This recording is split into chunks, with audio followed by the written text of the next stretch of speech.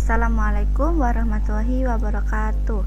Halo Sobat K3, perkenalkan nama saya Ratna Puspitasari dengan NIM akhir 039. Di sini saya akan memaparkan sedikit mengenai hazard, resiko, dan upaya pengendaliannya. Segala sesuatu yang kita kerjakan pasti memiliki tingkat resiko bahaya, tergantung dari seberapa sulit suatu pekerjaan tersebut dan seberapa besar peluang terjadinya resiko bahaya pada pekerjaan yang kita lakukan. Menurut ISO, bahaya adalah sumber atau situasi yang berpotensi menyebabkan cedera dan kesehatan yang buruk. Sedangkan menurut OSAS, bahaya adalah sumber, kondisi, atau tindakan yang berpotensi menimbulkan kecelakaan atau cedera pada manusia. Hazard pada lingkungan kerja dapat dikelompokkan menjadi 6, yaitu hazard fisika, hazard kimia, hazard biologi, hazard mekanik, hazard ergonomi, dan hazard psikologi. Resiko adalah kemungkinan terjadinya suatu kecelakaan. Pengendalian risiko adalah suatu hal yang dilakukan untuk mengurangi tingkat risiko sampai menuju titik yang aman. Hierarki pengendalian risiko ada eliminasi, substitusi, modifikasi engineering, administrasi, dan alat pelindung diri. Berikut adalah contoh dari bentuk hazard, risiko, dan cara pengendaliannya. Aktivitas yang pertama yaitu aktivitas pekerja aluminium.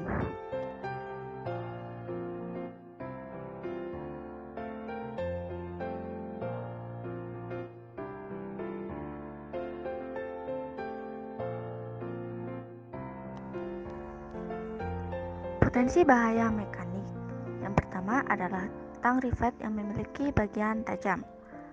Resikonya adalah bagian kepala tang yang tajam dapat membuat pekerja mengalami cedera.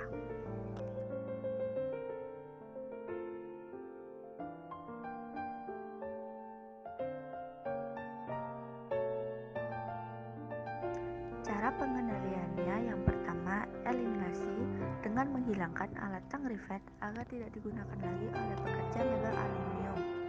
Namun, hal ini tidak dapat dilakukan karena tang rivet merupakan komponen penting. Yang kedua yaitu substitusi. Tang rivet tersebut dapat digantikan dengan rivet gun adapter yang lebih mudah tetapi dengan mengikuti panduan-panduan penggunaan yang tepat. Yang ketiga yaitu modifikasi engineering.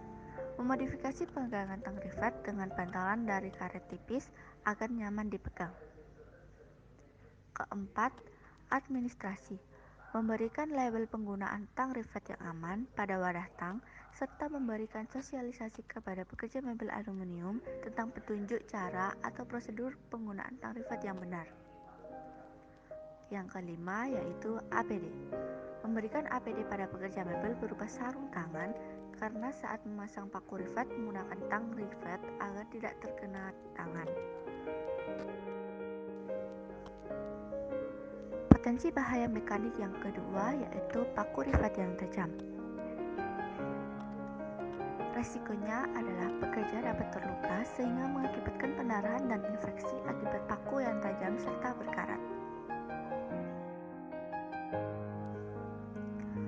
Cara pengendalian yang pertama yaitu eliminasi. Menghilangkan paku agar tidak digunakan lagi oleh pekerja mebel aluminium. Namun hal ini tidak dapat dilakukan karena paku rivet merupakan salah satu komponen penting. Tetapi untuk paku berkarat dapat dihilangkan karena sudah tidak layak dipakai dan berbahaya. Yang kedua adalah substitusi. Dengan mengganti paku rivet dengan lem. Karena lem lebih aman, namun tidak sekuat paku sehingga pengendalian ini perlu dipertimbangkan kembali. Yang ketiga, modifikasi engineering. Memodifikasi paku yang berkarat dengan mengamplas paku tersebut sehingga menjadi bersih kembali. Yang keempat adalah administrasi. Memberikan arahan kepada pekerja mebel aluminium untuk berhati-hati dalam menggunakan paku tajam dan berkarat. Yang kelima, APD. Memberikan pekerja mebel aluminium sarung tangan tebal untuk mencegah tertusuk dan terkena karat dari paku tersebut, dan memberikan pekerja tersebut safety shoes untuk mencegah luka apabila pekerja tidak sengaja menginjak paku. Potensi bahaya fisika. Suhu yang panas. Resikonya adalah dapat membuat pekerja mengalami dehidrasi tingkat ringan serta tekanan heat stroke. Cara pengendaliannya yang pertama yaitu eliminasi dengan menghilangkan suhu panas. Yang kedua adalah substitusi. Substitusi tidak dapat dilakukan mengingat suhu panas dari sinar matahari. Yang ketiga, modifikasi engineering dengan menambahkan bubble aluminium foil pada atap esbes tempat bekerja untuk meredam atau menurunkan panas. Pemasangan ventilasi dan kipas angin pada area yang belum tersedia agar pergantian udara lebih baik. Yang keempat, administrasi dengan memberikan himbauan dan anjuran kepada pekerja untuk beristirahat pada jam 12 siang untuk beristirahat dan makan siang. Yang kelima adalah APD dengan memberikan pekerja sarung tangan, masker, baju tipis untuk menghindari pekerja mengalami kegelaran.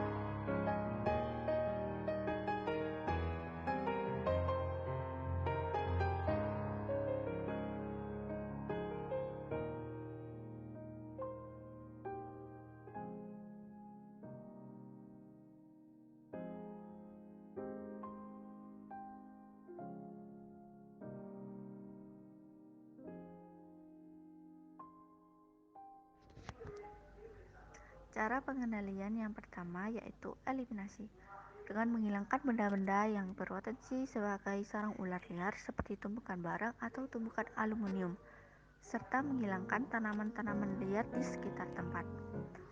Yang kedua adalah substitusi, mengganti tumpukan tersebut dengan bahan-bahan yang dibutuhkan untuk pembuatan produk sesaja, namun harus disusun dengan rapi. Yang ketiga, modifikasi engineering.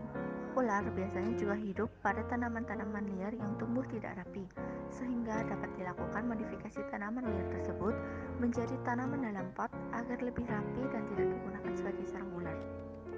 Yang keempat adalah administrasi, memberikan sosialisasi kepada pekerja mengenai hal apa yang harus dilakukan apabila menjumpai ular dan pertolongan pertama yang dilakukan apabila pekerja tergigit ular.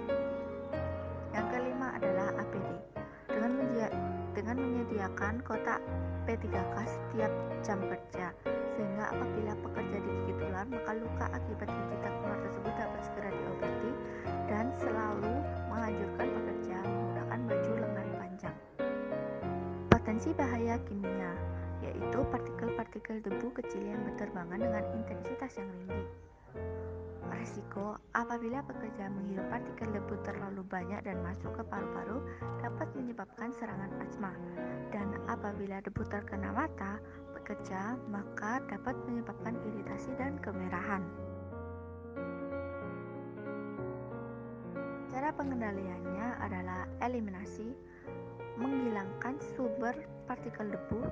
Sumber partikel debu paling banyak berasal dari aluminium yang berterbangan ketika tertiup angin.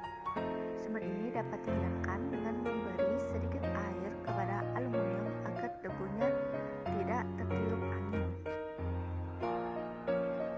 Yang kedua adalah substitusi.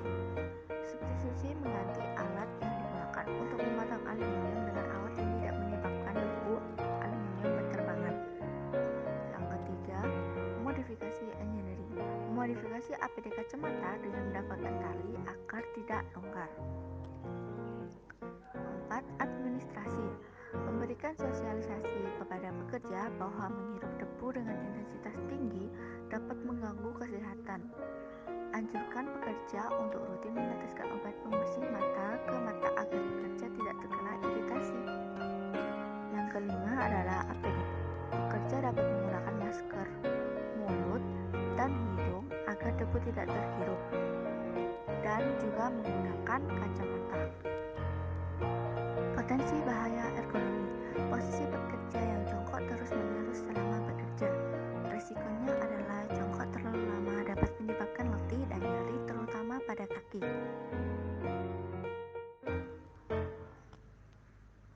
Cara pengendaliannya adalah eliminasi, menghilangkan kebiasaan untuk jongkok terlalu lama. Kebiasaan ini dapat dihilangkan dengan memberi selingan untuk duduk atau beristirahat apabila kaki sudah terasa nyeri. Yang kedua, substitusi, mengganti aktivitas yang dilakukan dengan duduk.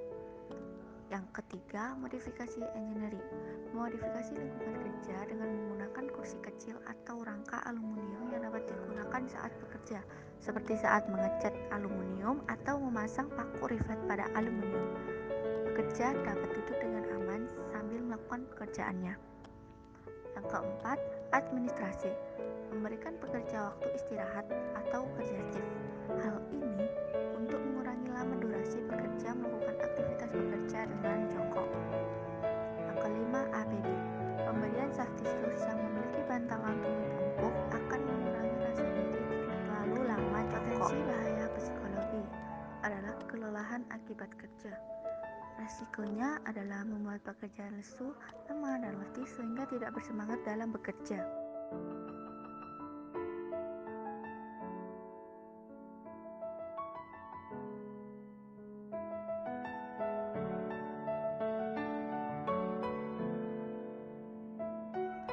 Cara pengendaliannya yaitu yang pertama, eliminasi, dengan menghilangkan beban kerja yang dapat dihilangkan agar pekerja tidak menanggungnya terlalu berat.